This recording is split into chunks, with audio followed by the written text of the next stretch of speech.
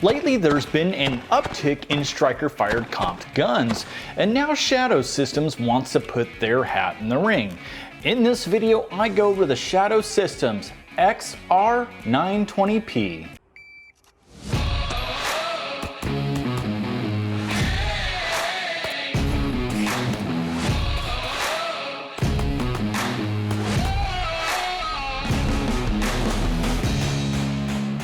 Welcome to the Gentleman Gunner. If you are new to this channel, don't worry about the intro music. And if you are one of my loyal subscribers, please hit that like button because you know that return to zero is king and you don't cry about muzzle rise. Now, my history with Shadow Systems has been a little bleak. In the past, I had won an optic at the Texas State IDPA match back in 21, and so I was looking for a gun to slap that optic gun. And at the time, I took a close look at the Shadow Systems and which model I can't remember. When I first took a look at it back then, it looked like a Glock with a handful of aftermarket parts. And I recall that specifically the grip module actually felt cheaper than the factory Glock module. So I wasn't too impressed, and I ended up picking up a Zebo Z9, and the rest is history. Very recently, the world's best range at Mission 160 ended up stocking these on their wall, and so I gravitated towards the XR920P. And when I grabbed it and started playing with it and fondling it a little bit, I immediately was like, whoa, this is a market improvement in every way. I mean, my first impressions changed dramatically, and so I ended up buying this one you see right here.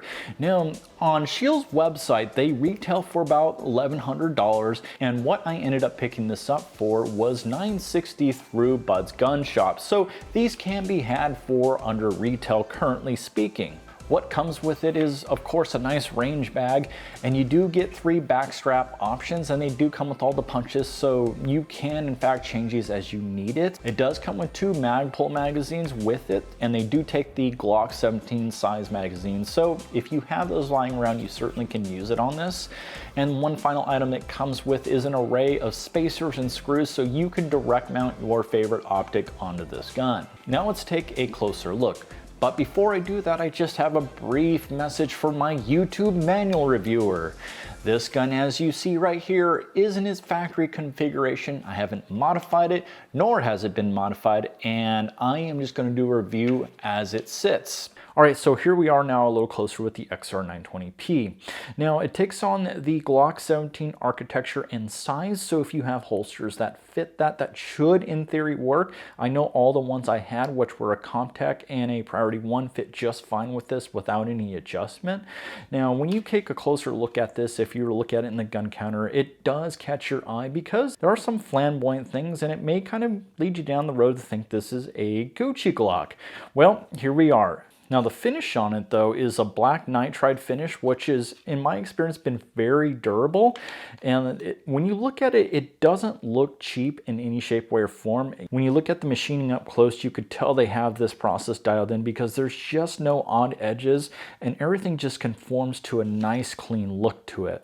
And for the ergos, they really thought about how this could be form-fitting to your hand as much as possible because you have this grip surface here to index your thumb against that for your support hand, and lefties rejoice because it is in fact on the other side.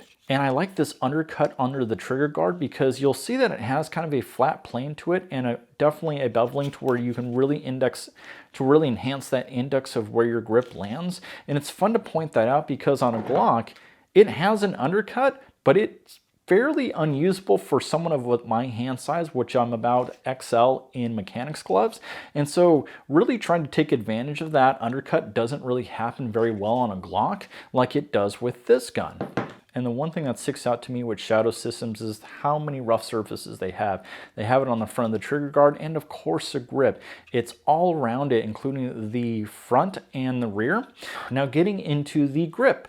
Well, it is reminiscent of the Glock, especially when you put a large back strap on here like I have now, and it fits just in my hand like a typical Glock would, which I actually like the Glock grip angle. Now you can in fact put a shorter back strap on here and that'll give it a much more flatter angle similar to a 1911. So if you have smaller hands, that is ideal for that. Looking really closely at the serrations, there is a lot going on here. If you look closely here, is that this whole entire serration right here is is a good indentation. So when you go to index and rack from the top, your hand just naturally fits right there well. So racking it back, you have plenty of grip, and you can actually feel your hand against these serrations on top of the slide here.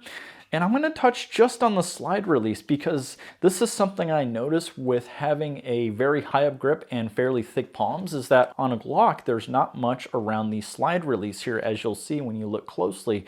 And with the XR920P, it has it all around here.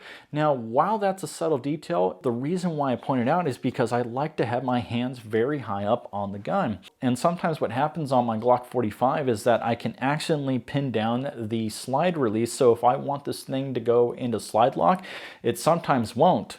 This little detail right here, while it may seem subtle, is a game changer from my perspective. Now let's move on to the barrel and comp. This is a true comp in the sense that the barrel does end right here where the baffling starts, but it does have a fairly large expansion chamber. And why I point that out is because it does have a different characteristics over having a small port on top like the M&P metal carry comp tends to have. And in short, it does create a more consistent and predictable return to zero. So I really do like this design a lot. Now, the cool thing about this is living with this gun. Now, YouTube is a little weird when they watch me tear apart guns, so I'm just gonna kind of skip on and show you the details up close. All right, so now here are the barrel and comp. As you'll see that I have them separated from each other, and when you take a closer look at the barrel, you'll see that there's no threads on it. So it's essentially a locking type setup. When you take a closer look at that, that falls within this area here. And diving a little bit deeper, yes, it is fluted. And you'll see that there's some nice crowning in here on the edges here. That is really a good design when you think about how the gas will go into the expansion chamber and effectively make the comp work a little better. So just details like that make a huge difference. And as far as maintaining the comp on this chamber is a touch tight. So how I've always cleaned them is with a chisel. So that could be interesting getting that in there, but of all the options out there, this is probably one of the easier designs to live with. Now let's talk about the sighting system. Starting with the rear sights here, you'll see that they are blacked out and they are pointed towards the center. And the idea of that, if you are not familiar with that, is to kind of help your eyes focus more towards the center here. So that is intentful in its design. And as you move your way up to it, and you'll see you have a green dot here, and they are night friendly, so you can use them for that. And then looking closer at this front post here, it is fairly wide, so you have a fairly large dot up there. And it's a interesting design because it's made in consideration with working with a comp. You'll see that this is more of an enclosure around the front sight rather than it being just a post for the front sight. What I mean by that is when you have a gun with a comp, they typically tend to get the front sight either dirty, or in some cases they will melt the fiber off.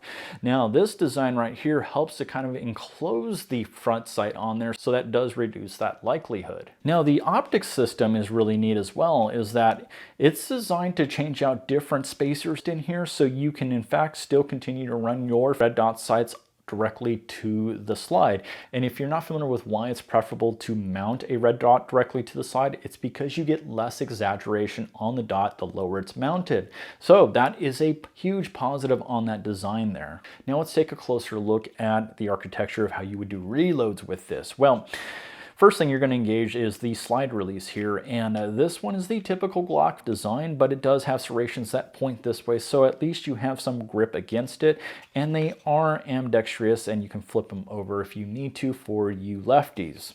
Now as far as the rest of this setup, looking at the mag well, I like this setup because it sits nearly flush with the frame, which already has its own type of beveling inside of it, so doing reloads on this gun are very easy and quick. Now, from a perceived value standpoint, the one thing I'll point out is this mag well is in fact polymer. And most people out there are used to a metal one, and for the money you pay for this gun, for some people out there, that could be a mark against the value of this gun already being $1,100. So it's something to pay attention to. Now the positive in that is if you do tons of reloads with this and practice them, well, eventually this is going to wear out even if it is metal. And the good news is this part's only $18 currently on their website. So While we can argue that the perceived value may be down because we would prefer it to be metal, at least maintaining it if you're a serious shooter is not going to be a huge concern financially speaking. Let's talk about the trigger. Inside it does appear to be the Glock Gen 3 setup, so in terms of aftermarket, if you wanted to go a different route, you have plenty of options, but I actually like this trigger out of the box. They have it advertised at a pull about 4.5 to 5 pounds, and for mine, it being a brand new one, it did actually go just above a 5-pound pull. But if you are familiar with Glocks, you'll know that that does come down with more time in use, so I'm confident that it can get to the 4.5, but this is where it landed today. Now, walking you through the actual characteristics of the trigger.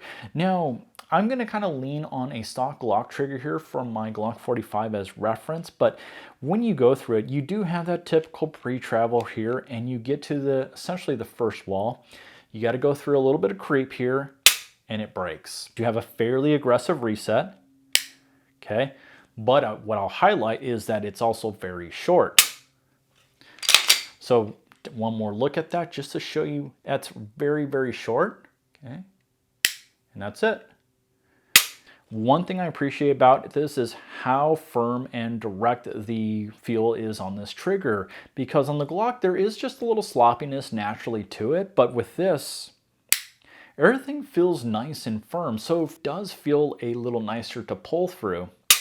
And that feedback is very direct. Now, feedback is great when you are trying to squeeze precision or even trying to do quick follow-up shots. All right, so now we're gonna get into why you come to the Gentleman Gunner channel, because you wanna hear about the shooting experience. Now, before I do that, if you already haven't liked this video, please hit that like button, as that helps me a lot. And you are going to want to subscribe, because I am going to do a shootout between this gun along with the Smith & Wesson Metal Carry Comp, as well as the Canik TTI Combat. All right, here we go. First shots. Just right here at 10 yards, a nice warm up for me. Okay. And right here, simple press of the trigger. Yep, there we go. Wow. I'm going to tell you right now, this dot is barely moving, or our sight, front sight, sorry. But my goodness, look at the group I'm putting in. I'm basically hitting the bolt on the C-zone steel that you see here. So let's get some doubles in here.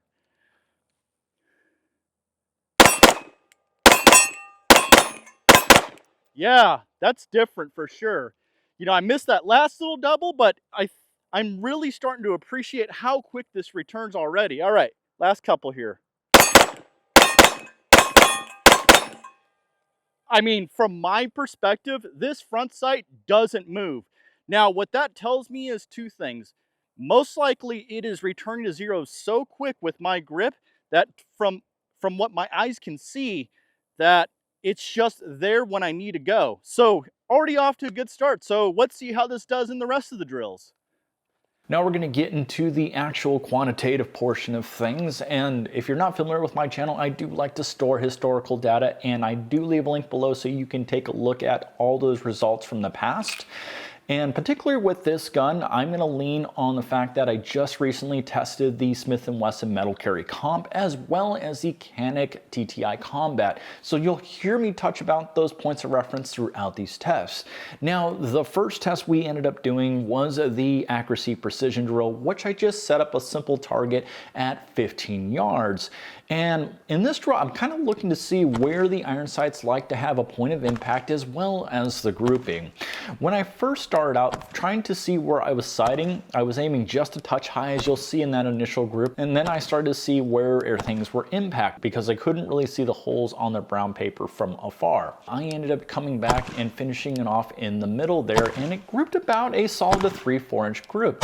Now, mind you, I was shooting that fairly aggressive and typically like to do slow pulls, but when a gun recovers as quick as this does, I tend to get a little carried away. But in terms of precision and accuracy, it's there. Now for the doubles drill, I set up an IPSC target about 10 yards away, and what I'm trying to do is see what the grouping is like, as well as the split times. Now when I start out this drill, usually I can do a fairly tight group at 10 yards, but This gun and the information I'm receiving in my hands was telling me to push it a little bit harder at first. The challenge with that is I had a fairly wide group, and that one is on me. And what I learned just off of this first set is to engage it with my support hand just a touch more than I think.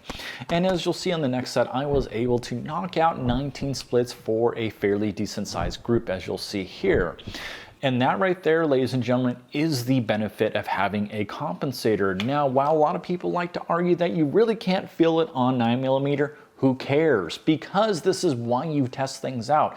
When you have something returning to zero as quickly as this gun does, this is where it shows up, is in the grouping when you just hammer out pairs. For the next drill, I do a 25-yard bill drill. And what I'm measuring for, because I am using an IDPA target which has a small zone, is its accuracy, its manipulation, and its general recovery, because at this range I do need to see fairly solid sights in order to lay out the next round. Usually on the first shot I can get it out a little quicker on the lighter guns, such as this one being at 23 ounces.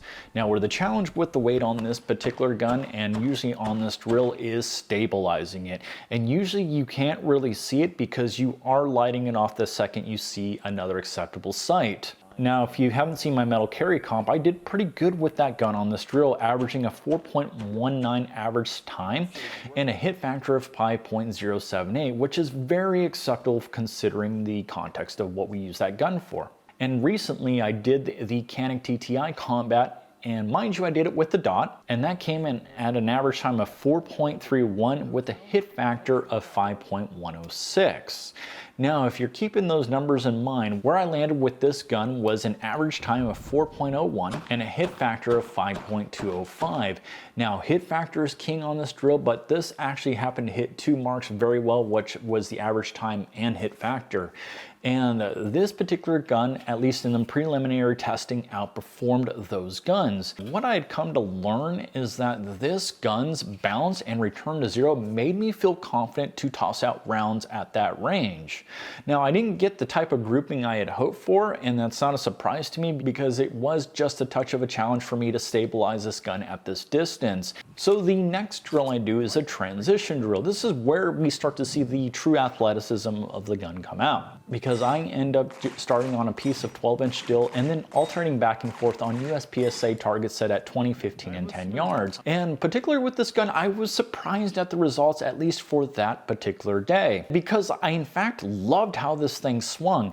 And I really have the DR920P on the back of my mind, and I remember that being a very muzzle heavy gun, so it felt very awkward to swing. Swinging this gun around was easy, and having the full-size grip made me feel confident just to engage. Now, I did have challenges with that 20-yard target and sometimes that 15-yard target grouping all alphas, and that's because I was trying to push speed, and I never quite grabbed the balance between speed and accuracy on this drill to really elevate it. But when you look at the time, it still was fast, because this particular gun landed at an average time of 5 seconds flat and a hit factor of 8.301.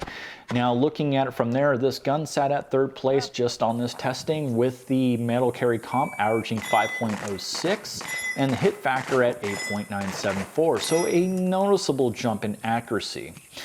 And finally, the TTI Combat came in at 5.14 average time and the hit factor of 9.078. I think that had a lot to do with how well I was able to see the dot and make those calls, as well as I do believe the trigger on the Canik does allow me to get a little bit more precision at distance. It's not to say that this gun is an underperformer, but considering what I have for data and how difficult it is to get really solid hits at distance, it's something to pay attention for you guys. Now, because you all know I am an active competitive shooter, particularly in USPSA and IDPA, where does this gun land? Well, in USPSA, because of the compensator, this automatically puts it in open.